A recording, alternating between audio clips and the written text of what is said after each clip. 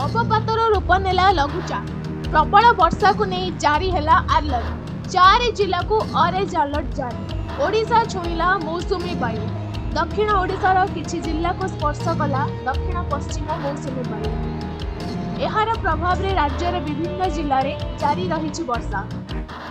15 ବର୍ଷ ପରେ ଚଳିତ ବର୍ଷ ଏତେ ଶୀଘ୍ର ମୌସୁମୀ ଆସିଛି ବୋଲି ପାଣିପାଗ ବିଭାଗ ସୂଚନା ଦେଇଛନ୍ତି। ମୌସୁମୀ ବାୟୁ ସମ୍ପୂର୍ଣ୍ଣ ମାଲକାନଗିରି ଓ କୋରାପୁଟକୁ ଆଚ୍ଛାଦିତ କରିଥିବା ବେଳେ ନବରଙ୍ଗପୁର, କଳାହାଣ୍ଡି, ରାୟଗଡ଼ା ଓ ଗଜପତି ଜିଲ୍ଲାରେ କିଛି ଅଞ୍ଚଳରେ ସକ୍ରିୟ ହୋଇଛି। ସେପଟେ ବଙ୍ଗୋପସାଗରରେ ସ୍ପଷ୍ଟ ଚିହ୍ନିତ ଲଘୁଚାପ ଅଧିକ ଘନୀଭୂତ ହୋଇ ଗଭୀର ଅବପାତର ରୂପ ନେଇଛି। ଏହା ପାରାଦୀପ ଠାରୁ ଉତ୍ତର ପୂର୍ବ ଦିଗରେ 190 କିଲୋମିଟର ଦୂରରେ କେନ୍ଦ୍ରୀଭୂତ ହୋଇଛି। ଏହା ଧୀରେ ଧୀରେ ଉତ୍ତରକୁ ଗତି କରି ଆହୁରି ଘନୀଭୂତ ହୋଇ ପଶ୍ଚିମବଙ୍ଗ ଏବଂ ବାଂଲାଦେଶ ଉପକୂଳ, ସାଗର ଦ୍ୱୀପ ଏବଂ ବାଂଲାଦେଶ ଖେପୁପାରା ଠାରେ ମଧ୍ୟାହ୍ନ ସମୟରେ ଅତିକ୍ରମ କରିଛି। ଅବପାତର ପ୍ରଭାବରେ ରାଜ୍ୟରେ 2 ଦିନ ଲଗାଣ ବର୍ଷା ହେବ। ଆଜି 4 ଜିଲ୍ଲା ଯଥା ମୟୂରଭଞ୍ଜ, ବାଲେଶ୍ୱର, ଭଦ୍ରକ ଓ କେନ୍ଦ୍ରାପଡ଼ାକୁ ଅରେଞ୍ଜ ଆଲର୍ଟ ଜାରି କରାଯାଇଛି।